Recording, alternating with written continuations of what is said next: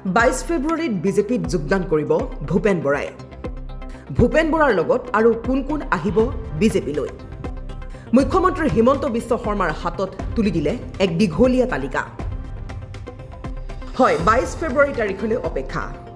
মাজত মাত্ৰ 3টা দিন বাকী আছে।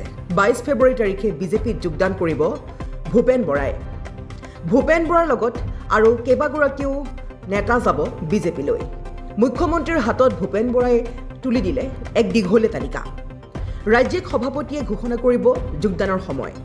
গুৱাহাটীত যাৰ বাবে আয়োজন কৰা হৈছে এক বিশাল যোগদান কাৰ্যসূচী। গুৱাহাটীৰ সমান্তৰালকৈ লখিমপুৰতো ভূপেন বৰাৰ উদ্যোগত হ'ব বিশাল যোগদান সমাৰোহ। লখিমপুৰীয়া, বিহপুৰীয়া, নাওবৈচাৰ পৰা বহু কংগ্ৰেছ কৰ্মী আহিব বিজেপিলৈ। আৰু আজি পুনৰ ভূপেন বৰাৰ সৈতে আলোচনাত বহিব মুখ্যমন্ত্ৰী।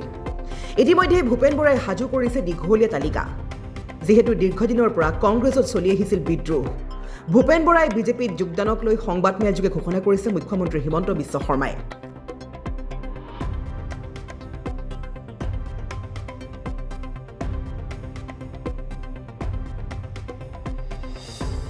তাৰ সমান্তৰালকৈ ভূপেন বৰাই কংগ্ৰেছ দল ত্যাগ কৰাৰ পিছতেই এইবাৰ ফেব্ৰুৱাৰীৰ শেষৰ ফালে প্ৰকাশ পাবলৈ গৈ আছে APCCৰ প্ৰথমখন প্ৰাৰ্থী তালিকা।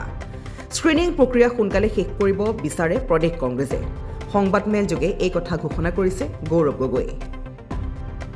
আনহাতে ভূপেন বৰাই বিজেপিলৈ যোৱাৰ মাত্ৰকে বা ভূপেন বৰাৰ বিজেপিত যোৱা সিদ্ধান্তই যেন ৰাজনীতিত আনিলে চুনামি।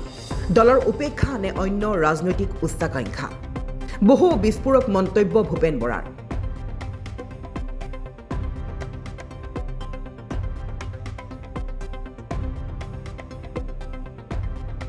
যিহেতু মুখ্যমন্ত্ৰীৰ সৈতে আজি পুনৰবাৰ হ'বলৈ গৈ আছে গুৰুত্বপূৰ্ণ বৈঠক, পৰৱৰ্তী ৰাজনৈতিক বিষয়ক লৈ হ'ব বিতং আলোচনা।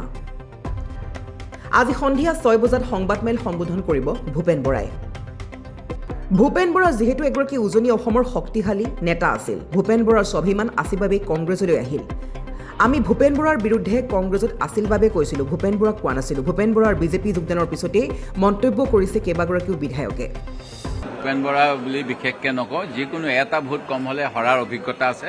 সেই গতিকে যিকোনো ভোটাৰক আমি আকৃষ্ট কৰিব পাৰিব লাগে আৰু দলৰ প্ৰতি আমি আনুগত্য প্ৰকাশ কৰাটো প্ৰয়োজন। অকল আমি পদবী গ'লেই যে আমাৰ সকলো গুচি যাব দলত, এই কথা ভাবিব নালাগে। ৰাইজে আমাক মনত ৰাখিব যদি আমি বিচাৰোঁ, পদবীয়ে মনত নাৰাখে কাকো। এইটোতো মুখ্যমন্ত্ৰীয়েতো ফুটুকাৰ ফেন কৰিলে। তেওঁ যিমান দম দি কৈ আছিলে আপোনালোকৰ চকু কপালত উঠি যাব, কোনো আপোনাকে গ্ৰহণ কৰিব নোৱাৰিব, এনেকুৱা তথ্য দিম। আৰু মই প্ৰথম দিনাৰ পৰা কৈ আছিলোঁ NIAক দিব লাগে। ভূপেন বৰা বিজেপিলৈ গ'লে কংগ্ৰেছৰ ক্ষতি নহয় বুলিও কৈছে দেৱব্ৰত শইকীয়াই।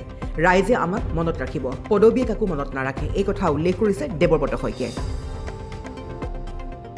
মুঠৰ ওপৰত এতিয়া কংগ্ৰেছৰ ভৱিষ্যত কি হ'বলৈ গৈ আছে? যিহেতু 22 ফেব্ৰুৱাৰীত ভূপেন বৰাই যোগদান কৰিব বিজেপিত, গতিকে ভূপেন বৰাও বিজেপিত গ'ল।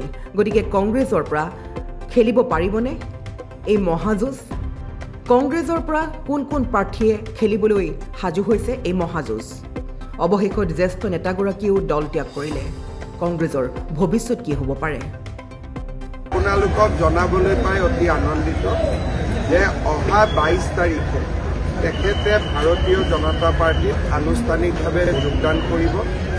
আমাৰ ৰাজ্যিক সভাপতি দিলীপ শইকীয়া ডাঙৰীয়াই কেইটা বজাত কেনেকৈ যোগদান কৰিব সেই বিষয়ে সিদ্ধান্ত ল'ব। ভূপেন বৰা ডাঙৰীয়াৰ লগত তেখেতৰ সতীৰ্থ বহুকেইজন কংগ্ৰেছৰ নেতা কৰ্মীয়ে গুৱাহাটীত ভূপেন বৰা ডাঙৰীয়াৰ লগত যোগদান কৰিব আৰু লখিমপুৰ জিলাতো তেখেতৰ উদ্যোগত এটা যোগদান সমাৰোহ হ'ব, য'ত নেকি লখিমপুৰ, ৰঙানদী, বিহপুৰীয়া, নাওবৈচা আদিত যিখিনি আমাৰ কংগ্ৰেছৰ কৰ্মী আছে, কাৰ্যকৰ্তা আছে, নেতা আছে, তেওঁলোকেও ভূপেন বৰা ডাঙৰীয়াৰ লগত যোগদান কৰিব।